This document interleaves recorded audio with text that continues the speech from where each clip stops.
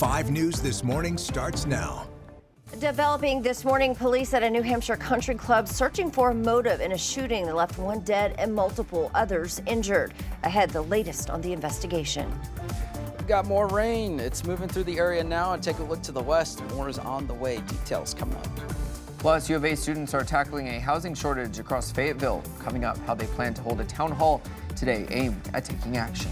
A live look outside in Ozark this morning. It is 6:30. Thanks for joining us here. It's a bit of a cloudy day there, and a lot of you across our area waking up to some rainfall. You're going to need that umbrella as you're heading out the door today. Oh, yes. So, unfortunately, we had a rainy weekend, and we've got a next couple of days with lots more rain, unfortunately. So, Mother Nature, when we said we needed the rainfall, we weren't talking about, all the rain that we've gotten. Some areas are experiencing some flash flooding, unfortunately, because we have just received just a lot of rainfall here. I'll get into those totals here in just a little bit, but here's a look at what we've got this morning. This is the broad view showing all the activity this morning starting to push off to the east, but notice off to the west, we're starting to see some development occurring just to the west of the area. It may make its way back into our neck of the woods here pretty shortly. Northwest Arkansas, I've been saying it all morning. It's a little bit calmer compared to the River Valley this morning. Still some heavy rainfall, still some lightning, and it's starting to move off to the east. But the River Valley, it's just felt like it's never ending in terms of that rainfall. You can see just a lot of training activity, meaning it's just going over the same area over and over and over again, leading to the flash flood warnings for portions of Franklin all the way into Johnson and Scott counties this morning. So some areas have picked up, believe it or not, up to about 5, even a little bit over 5 inches, especially in portions of Scott County. As you can see, those brighter oranges there starting to get closer to the yellow in terms of those totals, but not quite into the 8 or 9, inch category there. It's right around 4 or 5, maybe close to 6 inches of rainfall, unfortunately. So 69 degrees right now in Fayetteville, calm skies, 71 in Fort Smith. So it's feeling a little bit more like fall this morning, but unfortunately, as you head out the door, it's going to be a little bit more in terms of the rainfall. So bring the umbrella, bring your raincoat, whatever it is that you need before you head out the door this morning, because it's going to be a rainy day. That's a look at that. Let's take a look at your traffic across the region. And you're looking at, let's take a look. There we go. Weddington Drive and I-49. Activity is picking up. And just take it slow and take it easy out there because there is still some water on the roadways. All right, thanks for that. It is 6:32 this morning. We're taking a look at some of the power outages across our area today because of the rain. Crawford County, just a little over 100. Now, that number was much higher this morning. Crews have been out there working, trying to get that restored. Benton County, 481 folks without power. Hopefully, those will be back soon. We'll keep an update and an eye on it here on 5 News This Morning. Well, this weekend's rain, it brought the Walmart Northwest Arkansas Championship to an early conclusion. Coordinators say that heavy rainfall led to an unplayable course. Only 8 groups managed to complete at least one hole before the rain started coming down Saturday. Organizers say that they plan to still pay out the $2 million in prize money based on Friday's 18-hole results. Well, tens of thousands of people packed into an Arizona stadium to pay their respects this weekend to Charlie Kirk. Kirk was shot and killed during a public debate at a Utah university earlier this month. As Bradley Blackburn reports, more than a dozen speakers helped others remember Kirk and his legacy. He wanted to save young men, just like the one who took his life. During an emotional tribute, Erica Kirk told thousands of mourners she forgives the man accused of killing her husband, conservative activist Charlie Kirk. The answer to hate is not hate. The answer we know from the gospel is love, and always love. Moments later, President Trump took the stage and sounded a different note. That's where I disagreed with Charlie. I hate my opponent. And I don't want the best for them. I'm sorry. In his remarks, the president praised Charlie Kirk. He's a martyr now for American freedom.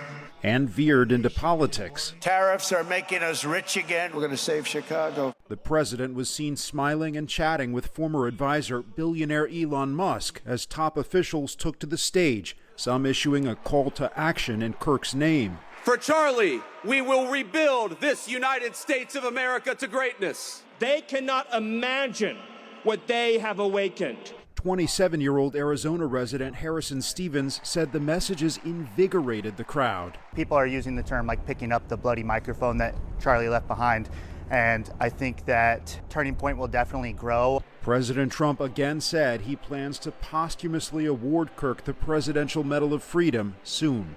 Bradley Blackburn, CBS News, New York. Well, President Trump praised the efforts of the Department of Justice in the case against Tyler Robinson, the 22-year-old man charged with killing Charlie Kirk. Utah prosecutors say they plan to pursue the death penalty. And developing this morning, a shooting at a New Hampshire country club left at least one person dead and multiple others injured over the weekend. The shooting happened during a wedding at the Sky Meadow Country Club in Nashua on Saturday night. Police say Hunter Nadeau, a former club employee, shot and killed 59-year-old Robert DeCesar with a handgun. The victim was eating dinner at the club restaurant with his wife and daughter when the shooting began. When I watched the news and they said a man was killed, I go, but it can't be my son. So that's what runs through your mind. It can't be. The 23-year-old suspect was arrested within 30 minutes of the attack and now faces a second-degree murder charge.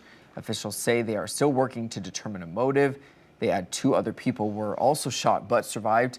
The suspect is set to be arraigned in a New Hampshire court today. Also developing, police in Indianapolis are investigating a mass shooting that left 2 people dead and 5 others injured. It happened early Sunday morning on Indy's northwest side. According to investigators, gunfire erupted in the parking lot of a shopping center. 3 were taken to the hospital. Police say after the initial call, a victim suffering from a gunshot wound showed up at a local hospital there, and a 7th victim went to a nearby fire station. Police say at least 1 person was detained, but it is unclear if they were arrested. Of course, we'll keep an eye on any updates. We'll bring you those right here on 5 News this morning. And heads of state are gathering in New York today for the UN General Assembly. Ukrainian President Volodymyr Zelensky says he's meeting with President Trump during the event this week as U.S.-Russian tensions rise. Their meeting comes as the president says he will defend the Baltic states and Poland from Russia if necessary. That statement before Charlie Kirk's memorial yesterday follows Russian incursions into NATO aerospace. Those include flying jets over Estonian territory Friday and drones over Polish and Romanian lands earlier this month. Article 5 of the NATO treaty says an attack on one member state is an attack on all of them. Sooner or later, if this kind of provocation happens, we're going to have some kind of incident that will prompt a crisis. And that crisis will force President Trump, I suspect, to think about which side they want to take. Article 5 requires alerting the UN Security Council. Today, that group is holding an emergency meeting at Estonia's request. Russia denies its jets entered Estonian airspace Friday. Well, we're learning that a LaFleur County man has died in a crash near Pecoshi, Oklahoma.